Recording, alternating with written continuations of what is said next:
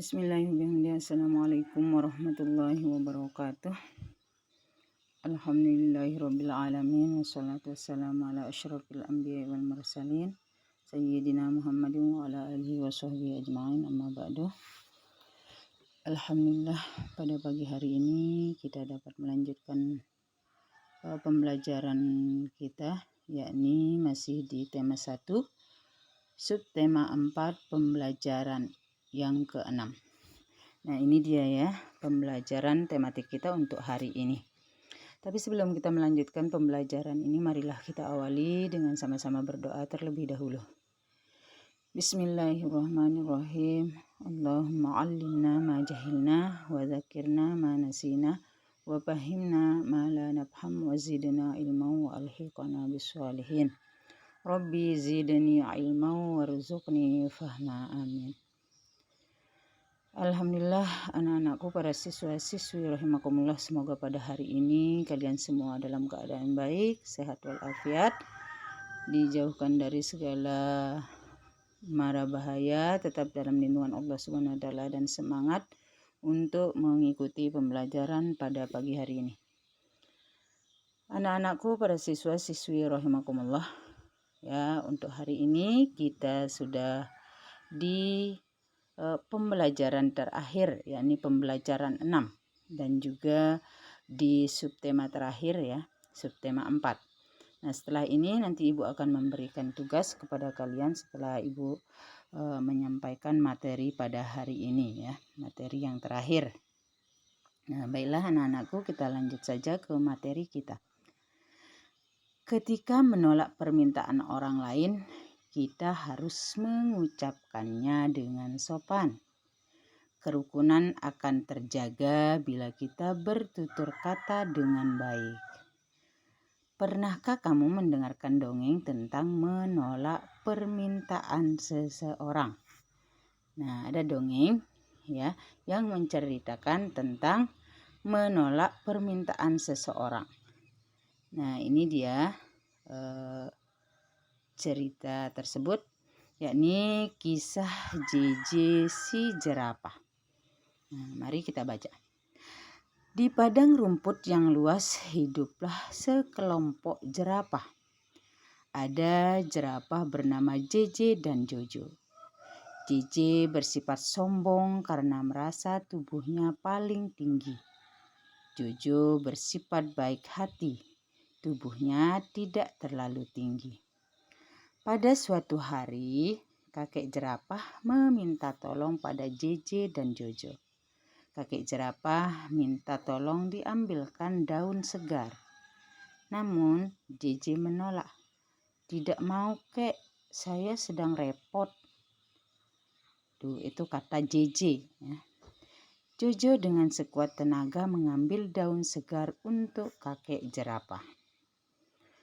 Suatu hari, JJ mendapat kesulitan. JJ jatuh, kakinya terjepit bebatuan. Teman-teman hewan lain tidak tega melihat JJ kesulitan. Mereka menolong JJ. Akhirnya JJ sadar bahwa saling menolong antar teman itu penting. Nah, ini cerita dari JJ si jerapah ya. Nah, pada cerita ini bahwa si kakek meminta tolong kepada JJ dan Jojo ya. Akan tetapi si JJ menolak ya. Namun Jojo sekuat tenaga mengambil daun segar untuk kakek jerapah walaupun tubuhnya tidak terlalu tinggi ya. Dia mau menolong kakek untuk mengambilkan daun segar. Nah, pada suatu hari si JJ ini kesulitan ya, kakinya terjepit. Namun teman-teman hewannya itu tidak tega melihat JJ. Dia ditolong oleh teman-teman hewannya. Nah, akhirnya JJ sadar bahwa saling menolong itu adalah penting ya. Penting saling tolong menolong. Nah, di situ ada kalimat penolakan ya. Tidak mau, kek. Nah, di mana beberapa hari kemarin ya Ibu sudah menjelaskan kalimat penolakan ya harus kita ucapkan dengan sopan. Ya. Mari kita lanjutkan.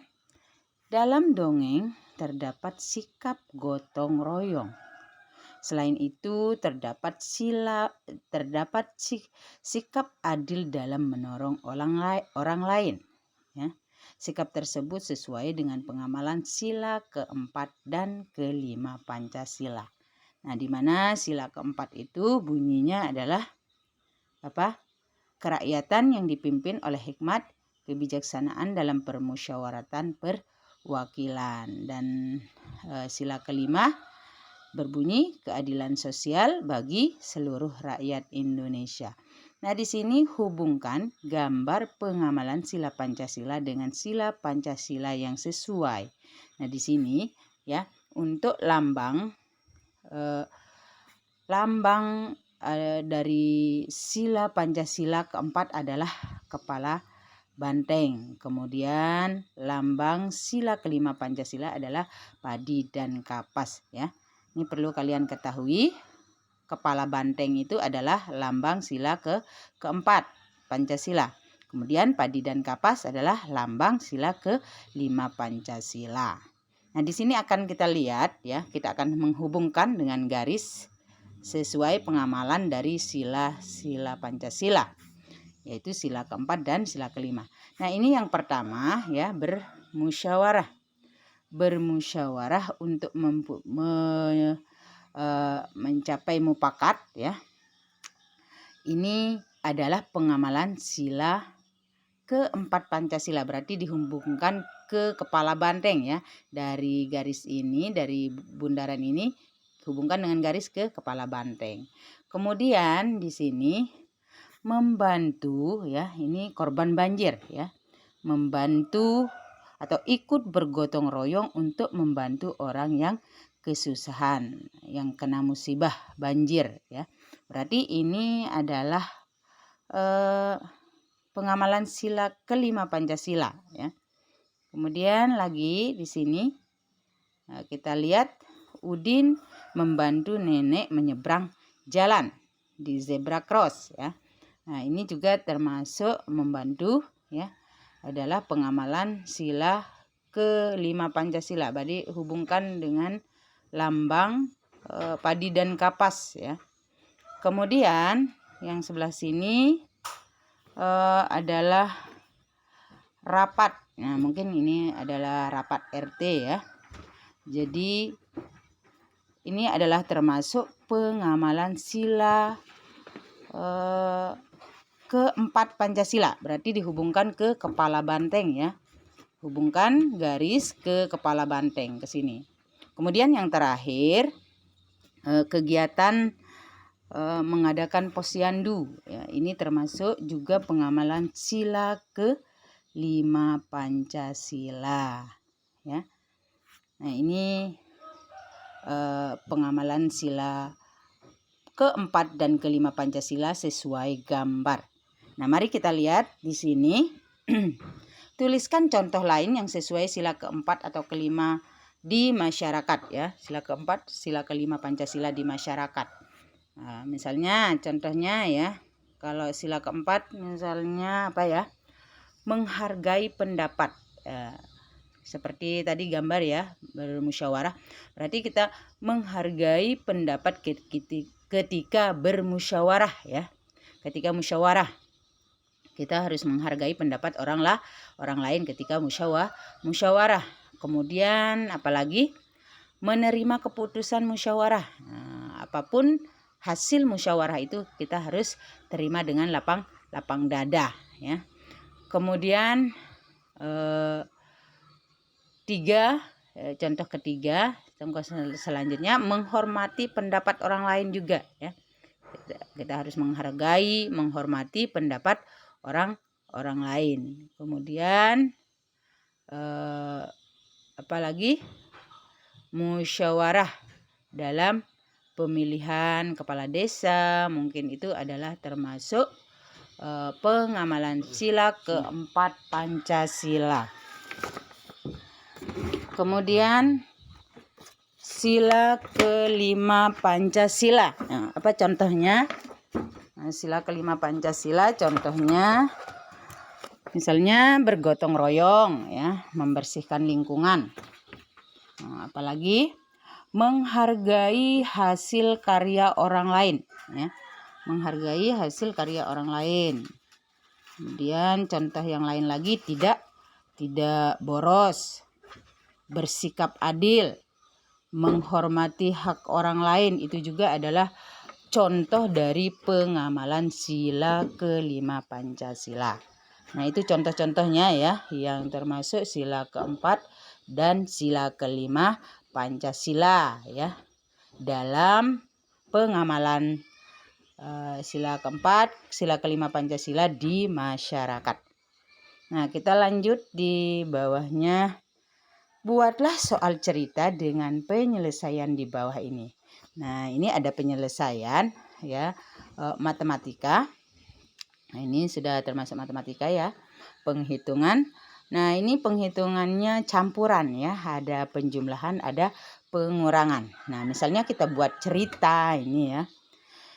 Misalnya Udin mempunyai kelereng 193. Ya. Udin mempunyai kelereng 193. Ayah memberikan Udin lagi 117 kelereng. Nah, berarti kita jumlahkan. Nah, setelah dijumlahkan ya, berapa jumlah 193 itu dijumlahkan dengan 117 hasilnya ya. Kemudian Udin memberikan kelereng itu 200 kepada adiknya. Nah, berapa sisa kelereng Udin? Nah, itu cara membuat cerita. Yang tadinya Udin punya kelereng 193, diberikan lagi oleh ayahnya 117. Nah, kemudian Udin memberikan atau memberikan kepada adiknya 200 biji. Nah, berapa sisa dari kelereng Udin? Nah, seperti itu cara membuat soal cerita. Nah, ini minta tolong kepada bunda-bunda ya, untuk membantu anak-anak kita untuk menghitung bagaimana menjumlahkan kemudian mengurangkannya ya. Mohon bimbingan orang tua di rumah ya. Nah, mungkin untuk hari ini itu saja pembelajaran kita ya. Ibu mohon maaf atas segala kekurangan dalam penyampaian. Kemudian Ibu harapkan ya kepada kalian semua, semoga apa yang sudah Ibu sampaikan tadi kalian bisa memahaminya. Apabila ada yang kurang jelas silahkan ditanyakan saja lewat WA Ibu ya. Nah, apapun yang kalian belum mengerti silahkan ditanyakan. Nah, baiklah anak-anakku, kita akhiri pembelajaran kita pada hari ini dengan ucapan hamdalah alhamdulillahirabbil alamin. Sekian, assalamualaikum warahmatullahi wabarakatuh.